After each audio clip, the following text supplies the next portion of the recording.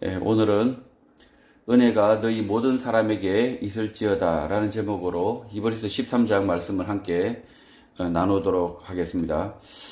예수 그리스도의 초림과 재림의 중간에 살고 있는 히브리스 교회와 오늘 우리의 현실은 다르지 않습니다. 히브리스 저자는 예수 그리스도만을 믿는 성도는 사라질 나라, 소멸될 나라가 아니라 흔들리지 않는 하나님의 나라를 받았기 때문에 믿음으로 그의 나라 가운데 살 수 있다고 말하는 것입니다. 성도가 경건함과 두려움으로 하나님을 섬기며 살 수 있는데 그 이유는 하나님은 악의 나라 불의를 태우시는 불이시기 때문이라고 합니다. 성도를 둘러싼 온갖 악한 권력과 불의 모순을 불태우시고 성도를 믿음으로 보존하시는 분은 하나님이라는 것입니다. 1절 형제 사랑하기를 계속하라고 합니다. 예수 그리스도의 말씀만을 따르기로 정한 동일한 사람, 동일한 믿음을 가졌기 때문에 형제라고 서로를 부르며 서로에 대한 사랑이 계속되기를 요구하는 것입니다. 형제 사랑은 그저 좋아 죽는 게 아닙니다. 예수 그리스도의 말씀, 진리를 진리답게 보존하기 위하여 같은 믿음의 형제를 돕는 것입니다. 같은 믿음이 아니라면 형제가 아니라 남이고 사랑 같은 것은 있을 수 없는 것입니다. 교회 안의 사랑은 서로 좋아 죽는 사랑이 아니라 무조건적인 사랑이 아니라 결국 진리에 대한 사랑입니다. 복음에 대하여 무지한 목회자와 사람들은 예수님의 사랑을 불가에서 가르치는 대자대비와 같다고 말합니다. 잘못된 말입니다. 대자대비는 부처가 중생을 사랑하는 모습을 가리킬 때 쓰는 표현인데 큰 대자, 사랑 자자로 끝없이 사랑하고 큰 대, 슬플 비, 끝없이 슬퍼한다는 뜻입니다. 부처는 중생을 사랑하고 중생의 고통을 자신의 고통으로 여기고 크게 슬퍼한다, 공감한다는 의미인 것입니다. 그러나 하나님의 사랑, 예수님의 사랑은 오직 예수 그리스도의 말씀만을 따라 살기로 작정하는 성도들을 위한 사랑이고 하나님의 약속 언약을 따라 사는 성도들이 이 언약, 진리를 지켜내기 위하여 서로 돕는 사랑인 것입니다. 하나님의 사랑, 예수 그리스도의 사랑은 언약, 약속 밖의 사람들에 대하여는 전혀 해당 사항이 없고 사랑이 아니라 죽음, 멸망, 심판인 것입니다. 진리 밖에 있는 사람은 결국 사랑이 아니라 죽음과 멸망, 심판 아래에 있는데 바르지 못한 교회가 이것에 대하여 가르치기 싫어하는 것입니다. 사람들이 싫어하더라도 바른 교회는 가르칠 수밖에 없습니다. 예수 그리스도의 말씀, 진리를 떠나면, 무지하면 결국 죽음, 심판만이 기다리고 있을 뿐입니다. 우리가 그래서 서로 사랑해야 된다는 거죠. 서로 사랑해서 예수 그리스도의 말씀을 가르치고 그리고 그 말씀을 지키는 것, 그리고 이 말씀을 전하는 것, 그렇게 해야만이 구원의 방주로서의 역할을 할 수 있다라고 말하고 있는 것입니다. 예수 그리스도의 말씀, 진리를 무지하였다 하더라도 결국 죽음 심판만이 기다리고 있습니다. 예수 그리스도의 말씀에 대해 무지한 것도 다른 거역한 것과 별반 다를 바 없다. 그래서 이 무지의 문제도 이 교회가 책임을 져야 되는, 그래서 우리 교회가 그런 책임을 떠맡은 방주라는 사실을 알아야 됩니다. 2절 손님 대접하기를 잊지 말라. 이로써 부지 중에 천사들을 대접한 이들이 있었다고 합니다. 부지 중에 천사들을 대접한 사람들의 예가 창세기 18장의 아브라함과 창세기 19장의 롯으로 생각할 수 있지만 아닐 수 있습니다. 히브리스 저자가 이렇게 말하는 이유는 당시 유대 그리스도인들 가운데 천사 숭배 사상에 젖어 있는 사람들이 있었기 때문이고 유목 민족인 유대인들은 손님 대접하는 것이 습관, 관습, 일상이었기 때문일 수 있으나 본래 의미는 교회를 방문하는 그 누구도 차별하지 말라, 무시하지 마라, 그 치레로 대하지 말라는 것입니다. 천사 숭배가 잘못된 것이지만 그런 이유로 교회에 찾아온 사람들을 차별 없이 환영을 한다면 잘하는 일이고 유목민의 관습으로 손님 대접을 잘한다면 그것도 잘하는 일이라는 것입니다. 유목민들은 자신이 키우는 양과 같은 가축을 위하여 넓은 초지를 찾아다니게 됩니다. 그래서 자신이 있는 곳 주변에 다른 도시나 사람이 없어서 찾아온 나그네를 물과 음식으로 대접을 하지 않고 외면하면 길에서 죽을 수 있어서 유목민들 간에는 서로 도와야 하는 것입니다. 히브리서 저자는 이런 유목민의 생활 관습 때문이라도 좋으니 교회에 찾아온 손님은 잘 대접하라고 가르치는 것입니다. 교회가 그렇게 하는 이유는 찾아온 손님에게 복음을 전하고 가르쳐 믿음의 형제가 될 수 있었기 때문입니다. 다른 이유가 없는 것입니다. 부지 중에 천사들을 대접한 이들로 창세기의 아브람, 롯으로 생각할 수 있지만 창세기 17장을 보면 여호와께서 99세의 아브람에게 나타나 언약을 주시는 장면이 나오고 창세기 17장 21절에서 내년 이 시기에 사라가 낳을 자식인 이삭과 언약을 세울 것이라고 약속을 합니다. 창세기 17장 21절입니다. 내 언약은 내가 내년 이 시기에 사라가 내게 낳을 이삭과 세우리라. 아브라함에게 언약을 주셨지만 그 언약이 그날 바로 체결된 것이 아니라 최종 체결은 그 이듬해 이삭의 출생 이후였던 것입니다. 그래서 아브라함은 창세기 18장에서 날이 뜨거운데도 장막 문에 앉아 누군가를 기다리고 있었습니다. 그리고 그들을 보자 뛰어나가 영접하였는데 창세기 18장 3절 내 주여 당신의 종을 떠나 지나가지 마시라고 말합니다. 창세기 18장 3절을 제가 읽습니다. 이르되 내 주여 내가 주께 은혜를 입어 싸우면 원하건대 종을 떠나 지나가지 마시옵고 아브라함은 작년에 하나님으로부터 약속을 받아 온 가족이 할례를 행했고 그 다음 해에 이삭을 통하여 언약이 최종 체결된다는 사실을 알고 있어서 그 약속을 기다리고 있었던 것으로 보이고 부지 중에 천사를 대접한 것이 아님이 명백한 것입니다. 아브라함의 조카 롯도 마찬가지입니다. 롯 또한 창세기 17장에서 아브라함에게 주신 하나님의 약속에 대하여 전해 들었을 것이 틀림없습니다. 창세기 18장에서 여호와 하나님께서 소돔성의 멸망을 아브라함에게 알리자 아브라함은 조카 롯을 염려하기 시작하고 의인 50명을 찾으면 소돔성의 멸망을 철회하여 달라고 간청합니다. 간청이 받아들여지자 다시 45명, 다시 40명, 30명, 20명으로 줄였고 최종 10명으로 바뀝니다. 아브라함이 의인 10명에서 그친 이유는 이 10명이 조카 롯의 가족의 숫자인데 이들에게 하나님의 약속을 말하지 않았을 리 없는 것입니다. 10명은 더 됐겠지만 어쨌든 조카 롯을 생각할 때 10명 정도면 그래도 되겠지라고 아브라함이 생각했다는 거죠.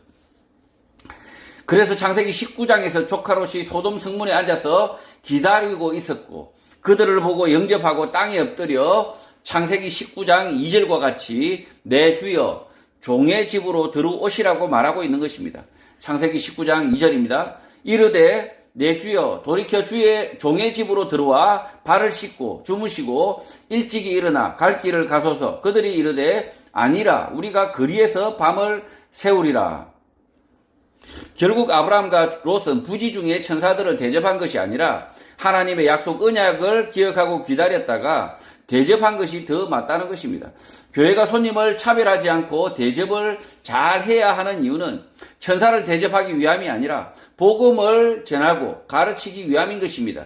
교회가 찾아온 사람들에 대하여 나이나 학력, 재산, 지위에 따라 선입견을 가지고 차별을 한다면 잘못하는 것입니다.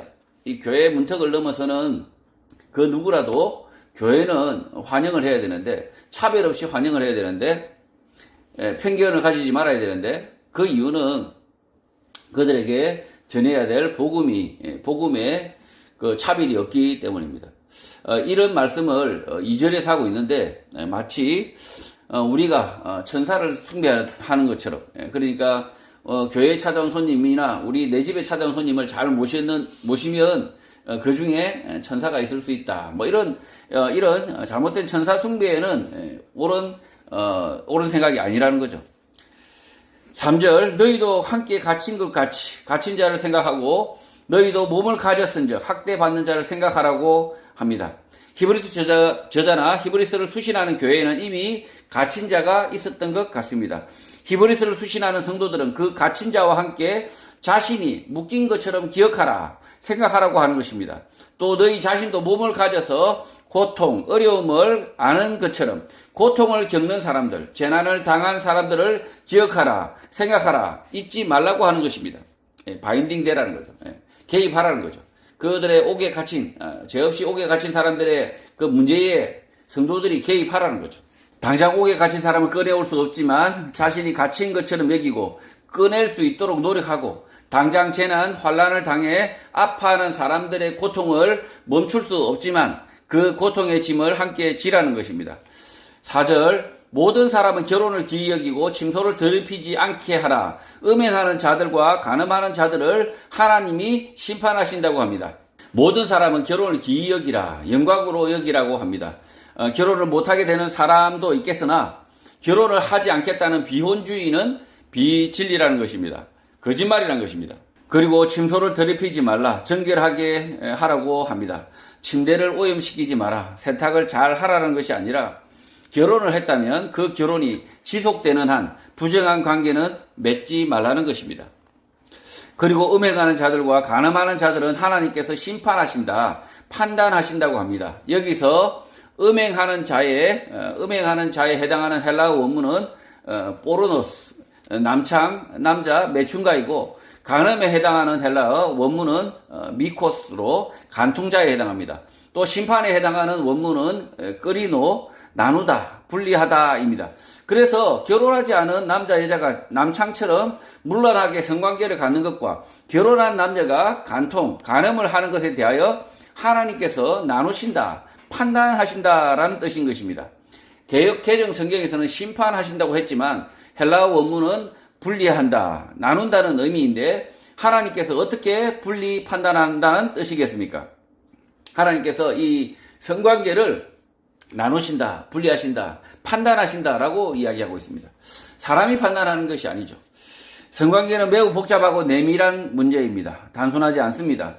통일교 문선명이 이런 성관계를 악용하여 교세를 확장하였고 선문대학교에 순결학과를 만들기도 하였지만 바른 성관계와 올바르지 못한 성관계를 구분하는 것은 쉬운 문제는 아니어서 하나님이 판단하신다, 구분하신다고 히브리서 저자는 말하는 것입니다. 그래서 남창, 매춘, 포르노와 같은 문란한 성관계, 결혼관계 속에서 있는 사람들의 간음을 제외하고 결혼하지 않은 남녀의 성관계가 죄다 아니다 라고 사람이 판단할 수 없는 것입니다. 지금 이 성관계 속에 이 사람이 판단할 수 없는 문제가 있다라고 지금 실제 이 히브리서 저자는 이것을 반드시 죄다라고 정하고 있는 것이 아닙니다.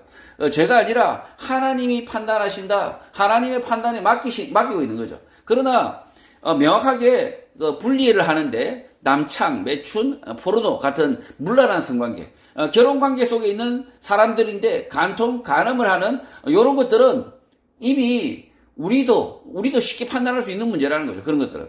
그래서 그런 문제 외에 다른 내밀한 관계들의 문제들은 하나님이 판단하신다. 그래서 이 문제를 우리가 인간이 섣불리 판단하면 잘못 오해할 수 있고 잘못 곡해할 수 있다는 거죠. 남녀 간의 관계 문제를 다른 제3자가 그 문제에 대해서 판단하고 그리고 선입견을 가지고 그 문제에 대해서 정죄하는 것은 옳지 않습니다. 그 문제가 하나님의 판단의 영역에 있다. 그 문제에 대해서 사람이 쉽게 정할 수 없다는 것이죠. 5절, 돈을 사랑하지 말고 있는 바를 족한 줄로 알라. 그가 친히 말씀하시기를 내가 결코 너희를 버리지 아니하고 너희를 떠나지 아니하리라 하셨다고 합니다. 교회 성도들은 서로 대화를 할 때 돈을 사랑하지 않는 방식, 이미 가진 것으로 여기고 대화를 하라고 합니다. 그 이유는 하나님께서 너희를 결코 버리지 않고 너희를 떠나지 않기 때문이라는 것입니다. 탐욕에 찌든 대화를 하지 말라. 돈이 없어서 죽겠다라는 대화는 하지 말라는 것입니다. 그 이유는 하나님께서 우리와 함께 하시기 때문이라는 것입니다. 이 말씀은 여호수아 1장 5절의 말씀 인용입니다. 여호수아 1장 5절입니다. 내 평생에 너를 등이 대적할 자가 없으리니 내가 모세와 함께 있었던 것 같이 너와 함께 있을 것임이라. 내가 너를 떠나지 아니하며 버리지 아니하리니. 여호수아는 출애굽을 모세와 함께한 세대로 광야에서 만나와 메추라기를 먹으며 삶을 이어왔습니다. 그래서 하나님이 함께 하신다, 떠나지 않으시겠다는 의미를 매우 잘 알고 있었던 것입니다. 오늘날도 1세기 당시 교회 상황과 다르지 않습니다. 경제적 문제로 어려움을 겪는 성도들이 있을 수 있으나 절망, 좌절의 대화를 하지 말고 이미 가진 것처럼 대화를 하라고 하는 것이고, 실제 돈이 없어서 잘못되거나 죽을 일은 없다는 것입니다. 잠시 불편할 뿐이지 견뎌내면 된다는 것입니다. 돈이 없는 것이, 경제적으로 어려운 것이 하나님의 심판, 재앙이 아니라, 돈이 없는 것이 하나님의 심판, 재앙, 저주가 아니라 그냥 돈이 없는 것, 어려운 것일 뿐이고, 어려운 환경 속에 살고 있지만 그럼에도 불구하고 하나님을 믿고 나와 함께 하시기 때문에 돈이 없어서 죽지는 않는다. 힘들지만 견뎌내면 된다는 것입니다. 이 돈이 없어서 정말 절망에 부딪혀서 선택하지 말아야 될 선택을 하는 사람들이 있습니다. 그래서 이 5절의 말씀을 잘 우리가 새겨들어야 됩니다. 이 5절의 말씀은 하나님이 너희를 떠나지 않는다, 함께 하신다, 이런 믿음을 가지고 있다면, 버리지 아니하신다라는 이 믿음을 가지고 있다면 결코 돈의 문제, 경제의 문제를 가지고 우리가 절망하거나 좌절하면 안 된다. 이 잠시 불편할 뿐이지 우리를 어떻게 하지 못한다는 거죠. 이 돈의 문제, 경제적 문제로 우리가 죽지 않는다는 거죠. 죽지 않고 죽을 일이 없다. 그래서 이 광야에서 이 40년간 이스라엘 백성들이 굶지도 않고, 그 다음에 죽지 않고, 그리고 어려움을 겪고 견뎌냈지만 목이 마르고 뭐 이런 어려움도 있었지만, 그러나 결국은 죽지 않았다는 거죠. 그것을 지금 여호수아가 잘 체험해서 이 말씀의 의미를 아주 잘 알고 있었다는 거죠. 지금 1세기 상황과 오늘 2023년 상황이 매우 같습니다. 경제적 문제가 아주 큰 문제로 아주 그냥 뭐 수억의 빚을 졌다, 뭐 수백억의 빚을 졌다. 그것 때문에 이렇게 절망하고 마치 죽는 선택을 하는 것, 그것밖에 없다고 생각하는 것, 그것은 매우 잘못된 생각이란 거죠. 특히 교회 성도는 이런 이미 가진 것으로 생각하라고 합니다. 돈을 이미 가진 것으로, 이미 가지고 있는 것으로 생각하라. 마치 돈이 없어 죽겠다라는 그런 탄식을 하면 안 된다는 것입니다. 돈의 문제가 우리 사회에 굉장히 많은 어려움들을 만들어내고 있고, 그리고 앞으로도 지금 내년 경제 상황도 결코 만만치 않을 거로 보입니다. 지금 2020년 이후에 상당히 많은 우리 자영업자들이나 이 경제활동 취약한 분들이 상당히 많은 어려움을 겪고 있지만, 그러나 이 돈의 문제, 이 경제적 문제는 잠시 불편할 뿐이지 견뎌내면 된다는 것입니다. 또 이런 잘못된 교회 성도들의 생각도 있습니다. 돈이 없는 것이 마치 경제적으로 어려운 것이 하나님의 심판, 하나님의 재앙, 하나님의 어떤 꾸지점으로 이렇게 생각하는 사람들이 있습니다. 그렇지 않습니다. 그냥 돈이 없는 것, 어려운 것일 뿐일 수 있습니다. 어려운 환경 속에 사는 것일 뿐인 것이 있습니다. 광야에 그 이스라엘 백성들이 나아갔을 때 그들이 어려웠던 이유는 이 하나님께서 그들을 이끄셨기 때문입니다. 그들이 무슨 특별하게 그 광야에서 목이 마르고 배가 고프고 뭐 그렇게 그들이 어려움을 당한 이유는 그들이 뭔가를 잘못을 해서 그들이 배가 고프고 그들이 무슨 특별한 잘못을 해서 목이 마른 것이 아닙니다. 그냥 하나님께서 그 목마른 가운데, 그리고 또 배고픈 가운데 이끄셨지만 결국은 어떻게 하셨습니까? 하나님께서 그들을 먹이셨습니다. 하나님께서 그들을 만나로 채우셨습니다. 만나와 메추라기로 그들을 채우셨습니다.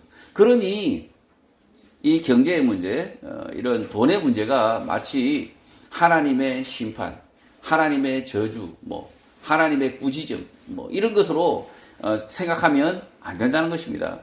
물론 자기 자신이 게을러서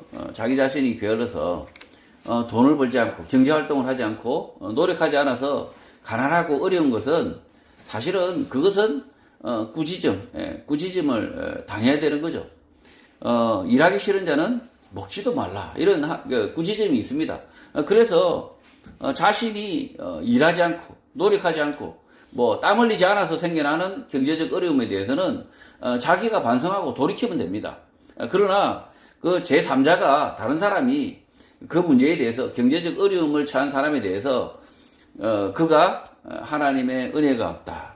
그가 믿음이 없기 때문이다. 아니면 하나님의 심판을 받고 있다. 이렇게 말하는 것은 온당하지 않다는 거죠. 자, 그래서 결론적으로 말씀드리면 돈 때문에 죽지는 않습니다. 돈 때문에 죽지 않고 잠시 불편할 뿐입니다. 6절 그러므로 우리가 담대히 말하되 주는 나를 돕는 이시니 내가 무서워하지 아니하겠노라. 사람이 내게 어찌하리요 한다고 합니다. 자, 그래서 성도는 경제적 궁핍, 돈의 문제로 무서워할 필요가 없다. 사람이 내게 어찌하리요 라는 말을 할 수 있다는 것입니다. 은행이 나를 어떻게 하리요, 채권자가 나를 어떻게 하리요 라고 말할 수 있다는 거죠.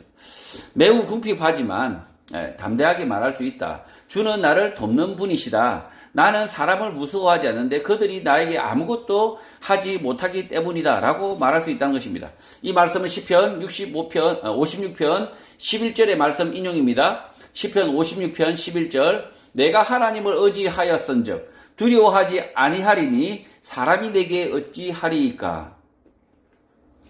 이렇게 말하는 다윗은 여러 번 죽을 고비를 넘기며 살았습니다. 다윗은 죽을 고비를 여러 번 넘기며 결국 하나님의 뜻하심이 없으면 죽지 않는다는 것을 확신한 것입니다. 결코 죽지 않는다가 아니라 죽는 것은 하나님의 뜻하심이 아니면 그런 일이 일어나지 않는다. 이 땅의 삶 속에서 죽기를 두려워할 필요가 없다는 것을 확신한 것입니다. 이 다윗도 사실은 죽기를 두려워했습니다. 믿음이 흔들렸을 때는 다윗도 막 그렇게 죽기를 두려워해서 미친 척도 하고 침도 흘리고 막 이렇게 그렇게 해서 죽음의 고비를 넘겼죠. 그러고 나서 다윗이 깨달은 겁니다. 다윗이 깨달았는데 뭐냐? 하나님 나라에 들어가기밖에 더 하겠냐? 죽기를 두려워할 필요가 없다라는 사실을 다윗이 노년에 깨닫게 되는 거죠. 실제로 이 하나님을 의지한 사람, 하나님을 의지하는 사람들은 뭐 이렇게 어렵게 살아본들, 이 죽음의 고비가 이렇게 닥친들 하나님 나라에 들어가기밖에 더 하겠냐라는 믿음이 생겨난다는 거죠. 7절 하나님의 말씀을 너희에게 일러주고 너희를 인도하던 자들을 생각하며 그들의 행실의 결말을 주의하여 보고 그들의 믿음을 본받으라고 합니다. 하나님의 말씀을 너희에게 가르친 사람들, 너희에게 삶의 규칙, 룰을 정해주던 사람들, 너희를 인도하던 사람들을 기억하라, 생각하라고 합니다. 그리고 그들의 믿음을 본받으라, 따르라고 합니다. 그러나 그들의 행실의 결말, 그들의 대화의 결말을 고려하여 본받으라, 따르라고 하는 것입니다. 히브리서 교회 성도들에게 하나님의 말씀을 가르친 사람들, 삶의 규칙, 삶의 방식들을 가르친 사람들이 여러 사람이 있었을 것인데 그 사람 가운데 그가 가르치는 대로 삶을 사는 사람, 그의 말대로 삶을 마무리하는 사람을 가려서 그런 사람들만을 기억하며 그들의 믿음을 본받으라고 하는 것입니다. 말씀 선생 가운데 말만 번드레하고 행함이 없고 삶의 끝이 자신이 가르친 것과 다르다면 그런 사람은 본받지 말라는 것입니다. 오늘 한국 교회에서도 본받아야 할 말씀 선생들과 본받지 말아야 할 말씀 선생, 목사들이 있는데 구분을 해야 한다는 것입니다. 가르치는 것이 반드시 하나님의 말씀, 예수 그리스도의 말씀이어야 하는 것은 당연하고 그 말씀대로 자신도 살아야 하고 삶의 끝이 결국 믿음대로여야 한다는 것입니다. 오늘 한국교회 말씀 선생, 목사 가운데 성경 말씀, 하나님의 말씀, 예수님의 말씀을 잘 가르쳤지만 자신은 그렇게 살지 않는 말씀 선생, 목사가 수두룩합니다. 그의 나라와 그의 의를 위하여 살지 않고 악을 미워하고 선에 속하지 않습니다. 억울하게 옥에 갇힌 사람들은 남의 일이고 자신은 하나님의 말씀만 잘 가르치겠다고 하지만 그들의 삶 가운데 행함도 없고 삶의 끝, 대화 끝에 억울하게 옥에 갇힌 사람, 불의에 치를 떨던 사람들이 주위에 없는 것입니다. 하나님의 말씀을 가르치는 사람은 반드시 그도 하나님의 말씀대로 살아야 하고 삶이 다할 때까지 그 말씀대로 살아야 하는 것입니다. 그렇게 살아내는 말씀 선생들을 기억하고 그 믿음을 본받아야 하는 것입니다. 지금 이 히브리서 저자가 하나님의 말씀을 가르치는 사람들을 기억하라, 생각하라, 그리고 그들의 믿음을 본받으라 라고 하지만 조건이 있습니다. 조건이 있는데 그 조건은 뭐냐면 그들이 가르치는 이 말씀이 반드시 예수 그리스도의 말씀, 하나님의 말씀이어야 하고 이렇게 거짓말을 섞으면 안 된다는 거죠. 자기의 생각을 섞으면 안 된다는 거죠. 반드시 하나님의 말씀으로만 가르쳐야 되고 그리고 그 말씀으로 가르치는 것뿐만 아니라 그 가르치는 사람의 삶도 행함도 있어야 된다는 거죠. 반드시 그들도 그렇게 살아야 한다는 거죠. 그리고 그 사람의 삶의 끝이 그들이 가르친 그 말씀과 같아야 된다는 거죠. 다르다면 뭡니까? 그 사람의 말씀, 그 막판에 가서 그들이 전형도한 일이 벌어진다면 그게 뭐겠습니까? 본받을 만한 믿음이 아니고 전혀 따를 만한 믿음이 아니라는 거죠. 큰 교회에서 열심히 말씀을 가르쳤는데 하나님의 말씀을 잘 가르쳤는데 참 그 말씀이 정말 듣기 좋았는데 정말 하나님의 말씀이라고 여겨졌는데 막판에 가보니 그 아들에게 재산과 교회를 물리주느라고 온갖 불의와 온갖 편법과 온갖 악행을 다 한다면 그리고 하나님 말씀과 정면으로 어긋난다면 뭐겠습니까?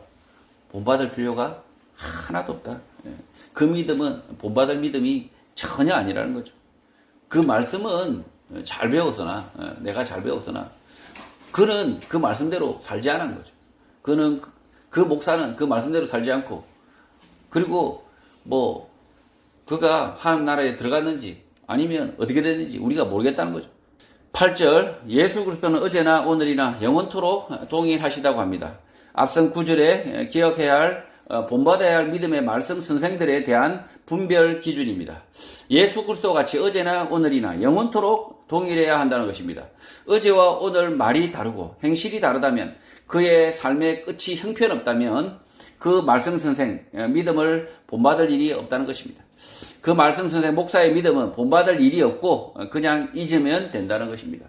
어제와 오늘 그리고 내일 삶이 끝날 때까지 오직 예수 그리스도의 말씀을 진리로 믿고 그 말씀대로 실천하며 살아내면 그 사람을 기억하고 그의 믿음을 따르라는 것입니다. 히브리서를 쓰고 있는 사람은 바울이거나 그를 도와서 복음을 가르쳤던 사람들인데 그 사람들에 대한 평가를 예수 그리스도와 같이 생각하라.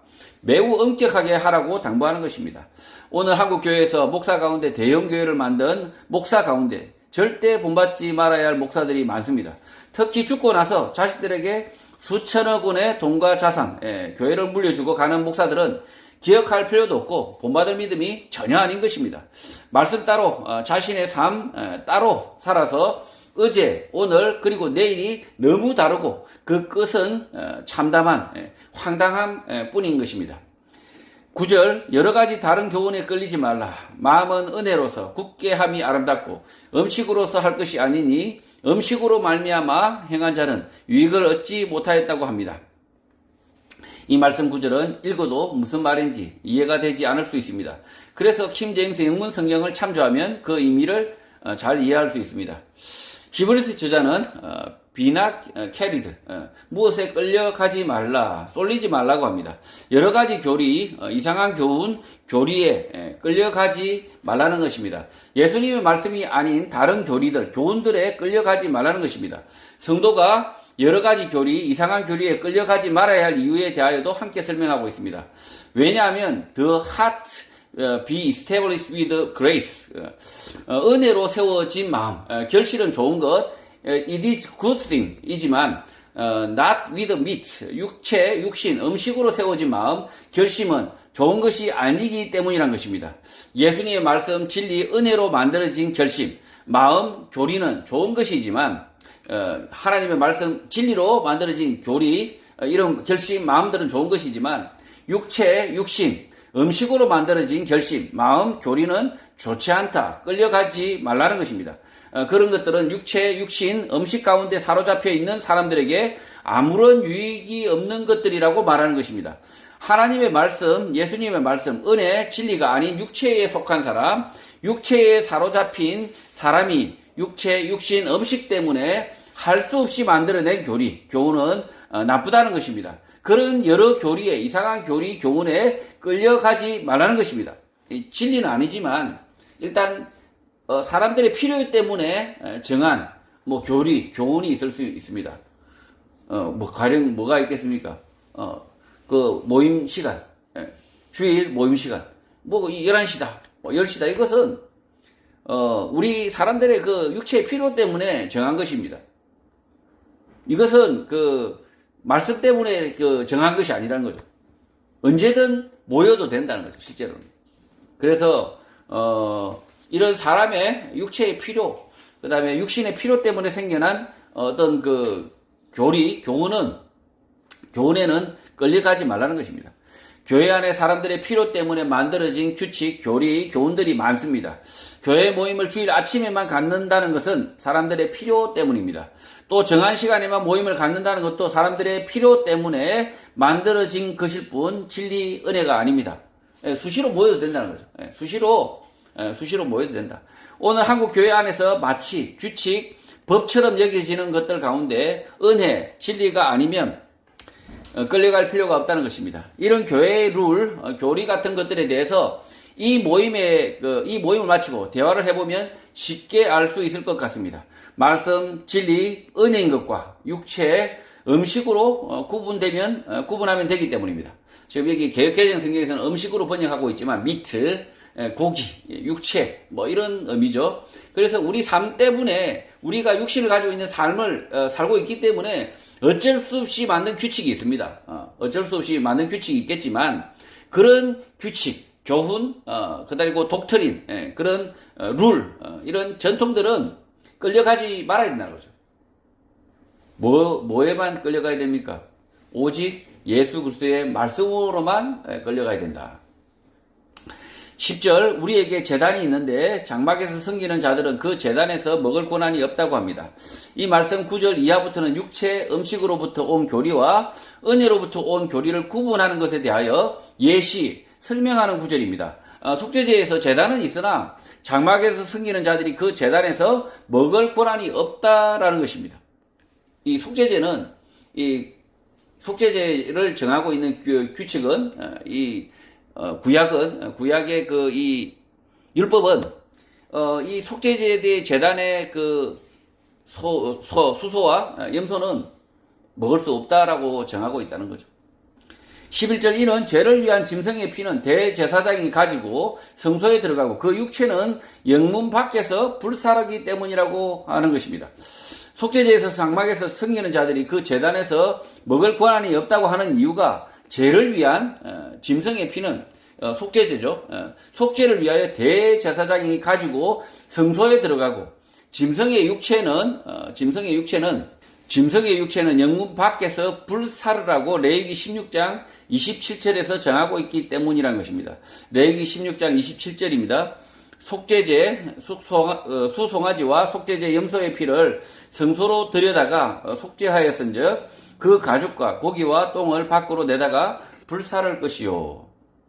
구약의 속죄제의 규정은 눈과 귀, 입, 육체를 가진 사람들의 필요 때문에 세워진 규정입니다. 자신의 죄에 대한 깨달음, 돌이킴을 위하여 수송아지와 염소를 제단에서 피를 흘렸고 그 수송아지와 염소의 고기를 그 누구도 먹지 못하게 한 것입니다. 이러한 율법 규정은 육체를 가진 제사장이나 속죄제를 드리는 그 사람이 수송아지, 염소의 고기를 먹게 된다면 죄에 대한 깨달음, 돌이킴에 대한 결심이 무너질 수 있기 때문인 것입니다.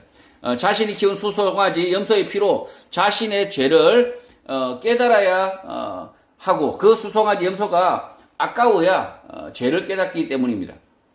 이 수송아지가 하필이면 수송아지, 이거 큰 재산입니다, 사실은. 염소, 큰 재산인데도 불구하고 속죄제를 드릴 때는 수송아지와 염소를 드리라. 뭡니까?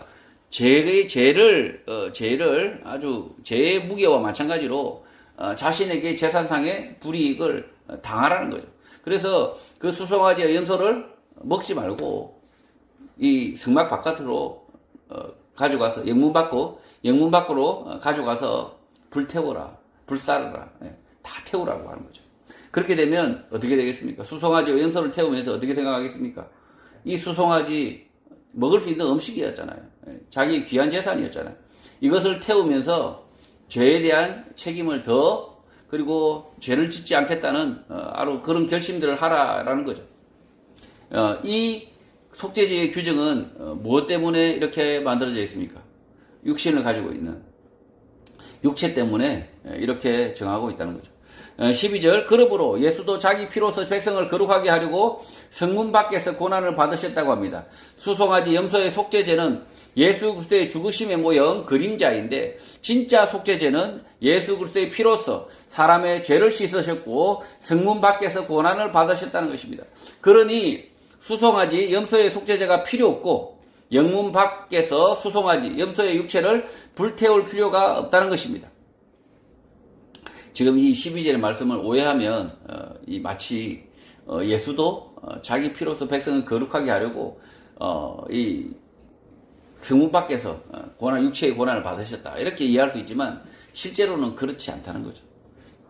이 예수님의 말씀은 이 수송아지 염초의 육체를 막 이렇게 불태웠지만 그러나 예수 그리스도의 그 육신을 뭐 이렇게 고난을 막 이렇게 당해야 되는 것이 아니라 성문 밖에서 그것이 아니라 예수 그리스도의 말씀 그 안으로 들어가면 된다라는 이야기를 하려고 하는 거죠.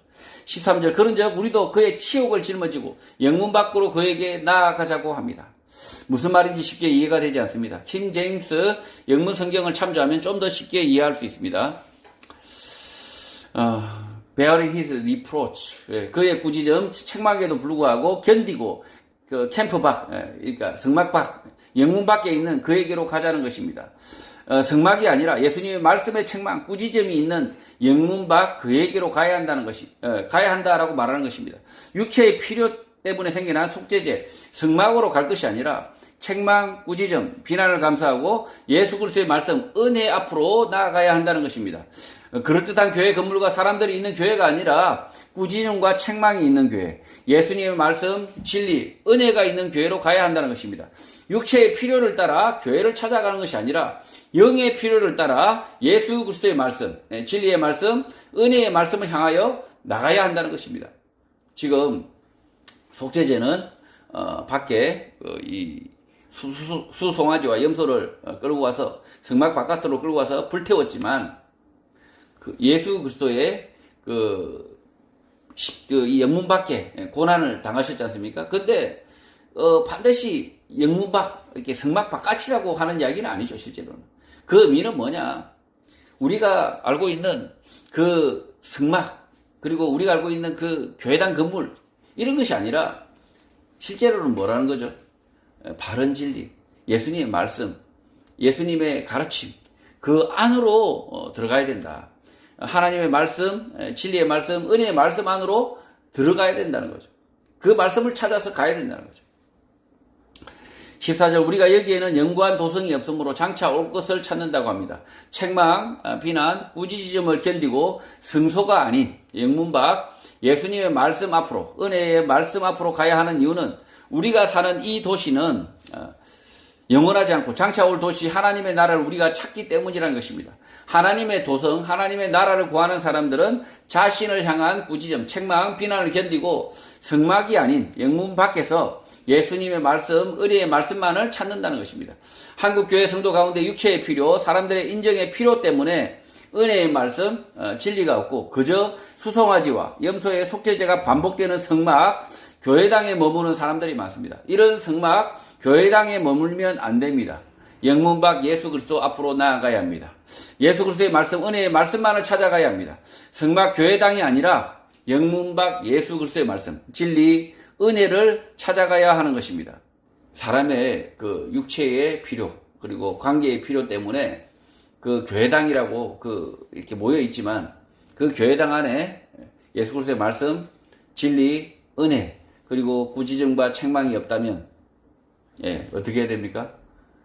나가야 된다는 거죠. 나가서 예수 그리스도의 말씀, 진리, 은혜만을 찾아가라 라고 지금 이 히브리서 저자는 말하고 있습니다. 지금 이 구약의 속죄제 성막, 이 성막을 버리라고 하지 않습니까?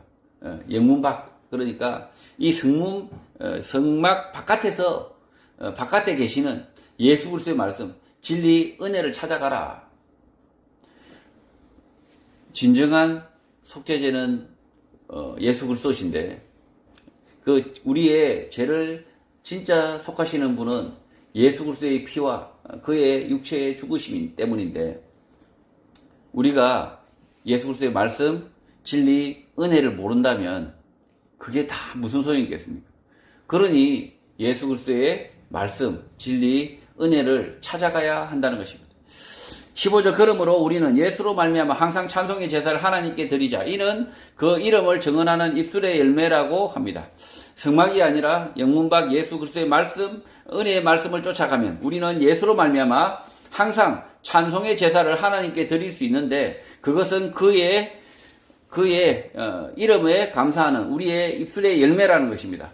예수 그리스도의 말씀 은혜 가운데 들어가면 단절되는 제사, 끊어지는 제사가 아니라 항상 하나님을 찬송하는 제사, 온전한 삶, 입술의 열매를 맺으며 살 수 있다는 것입니다. 자신의 말, 믿음으로 인하여 입술의 열매가 있다는 것입니다.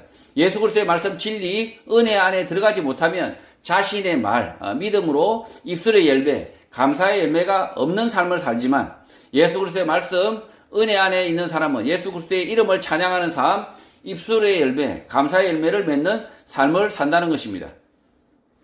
16절 오직 선을 행하고 서로 나누어 주기를 잊지 말라. 하나님은 이 같은 제사를 기뻐하신다고 합니다. 예수 이름에 감사하는 입술의 열매, 찬송의 제사와 더불어 선을 행하는 것, 서로 대화하는 것, 나누는 것을 잊지 말라고 합니다. 이러한 것은 하나님을 기쁘시게 하는 제사라고 합니다. 선을 행하고 대화하는 것, 교제하는 것, 서로 나누는 것을 잊지 말라고 합니다. 이 말씀은 로마서 19장 9절을 보면 더 자세히 이해할 수 있습니다. 로마서 12장 9절입니다. 사랑에는 거짓이 없나니 악을 미워하고 선에 속하라. 사랑 진리에는 거짓이 없다고 합니다. 거짓을 가려내야 합니다. 성도의 대화 교제는 거짓을 가려내기 위한 것인데 그 대화 교제를 통하여 악을 미워하고 선에 속할 수 있다는 것입니다. 성도의 교제의 나눔을 통하여 선을 실천할 수 있다는 것입니다. 히브리서 저자는 이것을 잊지 말라고 하고 있고 이것이 하나님이 기뻐하시는 제사라는 것입니다. 교회 성도가 모이지 않고 대화하지 않고 나눔이 없고 선의 실천, 의의 실천이 없다면 하나님을 기쁘시게 하지 못하는 것입니다.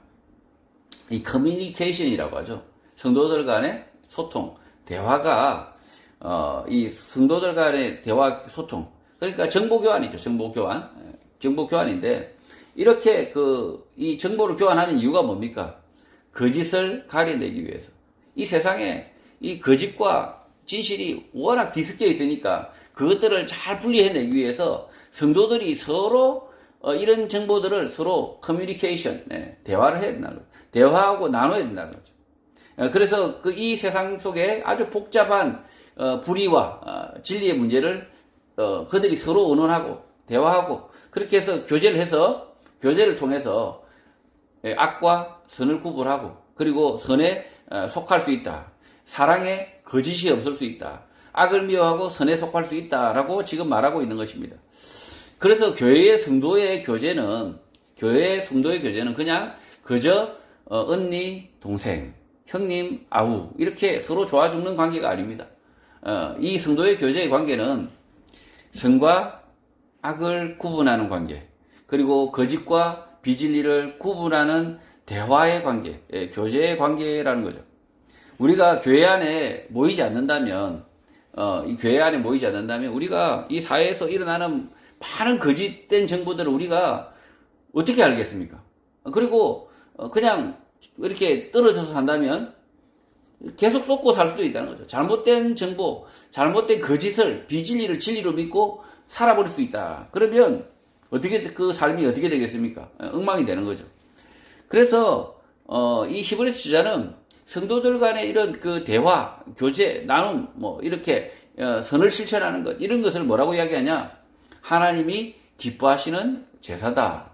제사는 뭡니까? 꼬박꼬박, 구약에서 어떻게 했습니까? 꼬박꼬박 드려졌죠. 마찬가지입니다.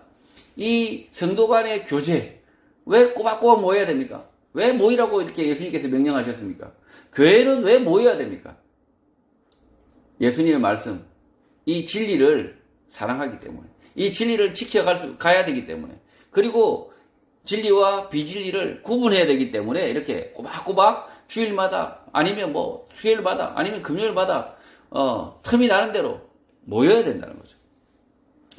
17절 너희를 인도하는 자들에게 순종하고 복종하라. 그들은 너희 영혼을 위하여 경성하기를 자신들이 청산할 자인 것 같이 하느니라. 그들로 하여금 즐거움으로 이것을 하게 하고 근심으로 하게 하지 말라. 그렇지 않으면 너희에게 유익이 없다고 합니다. 너희를 말씀으로 가르치는 사람들에게 순종하고 복종하라. 그들은 너희 영혼을 위하여 감시를 서는데 반드시 영혼을 책임져야 하는 사람들로 알고 있기 때문이다. 그들이 기쁨으로 그들을 하도록 하고 슬픈 근심으로 하지 않도록 하라고 합니다. 그렇게 하지 않으면 너희에게 유익이 없다는 것입니다. 교회 안에서 말씀을 가르치는 사람, 인도하는 사람을 잘 도와서 말씀을 부지런히 배우라는 것입니다. 그렇게 하는 이유는 말씀을 가르치는 사람, 인도하는 사람은 영혼에 대한 책임감을 가지고 있기 때문인데 성도가 말씀을 깨닫지 못하면 무지한 상태로 남겨져 있다면 그 영혼이 어떻게 될지 근심 걱정을 하게 되는데 그런 근심 상태, 걱정 상태로 남겨두면 자신 또한 유익이 없다는 것입니다. 말씀을 깨달은 사람은 계속 말씀을 배우는 사람으로 남아있지 말고 가르치는 사람, 인도하는 사람, 다른 사람의 영혼을 책임지는 사람이 되어야 하는 것입니다. 지금 이 가르치는 사람, 말씀을 이렇게 가르치는 사람들에 대하여 순종하고 복종하라 라고 이야기하고 그들을 근심 가운데 내버려 두지 말라 라고 이야기하는데 목사님들을 잘 섬겨라.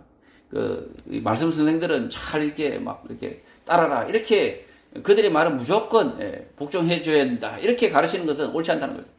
실제로 이 말씀의 뜻을 보면 그들에게 순종하고 복종해야 되는 이유가 뭡니까? 그들의 가르치는 말씀, 예수 그리스도의 말씀을 어떻게 하라고요? 잘 배우라는 거죠. 잘 배워서 그들이 근심 걱정하는 게 뭐겠습니까? 그들이 예수 그리스도의 말씀에서 벗어날까봐 그들이 말씀을 배우는 그 성도들이 자신을 통해서 배우는 말씀을 듣는 이 성도들이 그들의 영혼이 잘못될까봐 근심 걱정을 하는데 그 근심 걱정에서 벗어날 수 있도록 어떻게 하라고요? 순종하고 복종하라. 말씀에 복종하라는 거죠. 말씀에 순종하라는 거죠. 말씀 가운데 그 말씀의 가운데 자신의 무지를 걷어내고 그 말씀의 은혜 안으로 들어가라는 거죠. 그렇게 해야만이 이 말씀을 가르치는 사람들이 근심 걱정이 없다는 거죠. 이 말씀을 가르치는 사람의 생활을 염려하라. 말씀을 가르치는 사람의 건강을 염려하라. 이런 말씀이 아니라는 거죠. 이런 말씀. 앞에서 가르치는 사람은, 앞에서 가르치는 사람이든, 듣는 사람이든, 교회 안에서 동등하다는 거예요. 동등하다. 동등해서 다 질고를 안고 살고, 그리고 실제, 하나님 나라, 주님 나라 늙으면, 부르심을 받을 수 있겠죠. 그래서, 그런, 말씀을 가르치는 사람의 육체의 건강이나, 아니면 안위를 걱정하라는 것이 아니라, 그들이 가르치는 예수 그리스도의 말씀, 그리고 하나님의 말씀, 그 말씀에 순종하고 복종해야 된다. 그렇게 해서 이 말씀을 가르치는 사람들이 염려하지 않도록, 걱정하지 않도록, 그 말씀을 듣지 않고 그냥 들어도 아무 진전도 없고 깨달음도 없고 아무런 반응이 없고 이렇게 되면 가르치는 사람이 염려와 근심, 걱정 가운데 있게 되는 거죠. 그 영혼을 책임져야 하는 스스로 영혼에 대한 책임감을 느끼고 있는 이 말씀 선생, 목사들이 근심, 걱정 가운데 있게 된다는 거죠. 그래서 이 말씀에 대한 오해가 없으시기를 바랍니다. 목사님은 잘 모셔야 된다. 17절에 보면 이 말씀을 보면서 목사님들, 사역자들에 대해서는 잘 대접해야 됩니다. 그래야 복을 받습니다. 그래야 유익이 있습니다. 이렇게 말하면 한 50%? 뭐 100%는 아니더라도 한 90% 이상 틀린 겁니다. 18절 우리를 위하여 기도하라. 우리가 모든 일에 선하게 행하려 함으로 우리에게 선한 양심이 있는 줄을 확신한다고 합니다. 무슨 말인지 이해가 되지 않습니다. 모든 일 가운데 우리가 정직하게 살려고 노력하여서 우리가 선한 양심을 가졌음을 확신할 수 있도록 기도하라는 것입니다. 모든 일 가운데 정직하게 살려고 노력하겠지만 무너질 수도 있는데 어긋날 수도 있는데 그런 일이 없도록 기도하라는 것입니다. 지금 28절의 말씀이 우리를 위하여 기도하라. 히브리서 저자들을 위해서 기도하라고 하는데 말씀이 좀 어려운 것 같지만 실제로는 어렵지 않다는 거죠. 이 말씀을 히브리서를 쓰고 있는 이 말씀 선생, 이 히브리서 저자는 그들은 아주 정직하게 살려고 노력을 하고 있습니다. 노력하고 있는데 그러나 무너질 수 있지 않습니까? 어긋날 수 있지 않습니까? 그렇게 되면 어떻게 됩니까? 자기 자신이 가장 먼저 이 자신감을 잃어버리게 됩니다. 이 자신이 하나님의 말씀대로 살 수 있다라는 확신, 이 확신이 흔들리게 된다는 거죠. 그래서 그런 일이 없도록 기도하라는 것입니다. 우리는 말씀을 가르치는 자나 듣는 자나 우리가 정직하게 살려고 정직한 양식으로 살려고 노력을 합니다. 그러나 모든 일에서 우리가 정직하려고 노력하지만 모든 일입니다. 모든 일에서 정직하려고 노력하지만 한순간 무너질 수 있다는 거죠. 어긋날 수 있다는 거죠. 그렇고 비난받을 수 있다는 거죠. 그렇게 되면 이 말씀 가르치는 사람들, 말씀을 듣는 사람들, 예수 그리스도만을 따르려고 하는 사람들도 흔들릴 수 있다. 이 자신이 그 말씀대로 살 수 있다라는 그 자신감이 흔들릴 수 있기 때문에 그런 일이 없도록 기도하라라는 것입니다. 19절 내가 더 속히 너희에게 돌아가기 위하여 너희가 기도하기를 더욱 원한다고 합니다. 히브리서 저자는 히브리서를 수신하는 교회에 빠른 시간 안에 다시 돌아가기를 약속한 것 같습니다. 이 약속이 지켜지도록 정직해지도록 더 속히 돌아가도록 우리를 위하여 기도해 달라는 것입니다. 20절 양들의 큰 목자이신 우리 주 예수를 영원한 언약의 피로 죽은 자 가운데서 이끌어내신 평강의 하나님이 지금 일하신다고 합니다.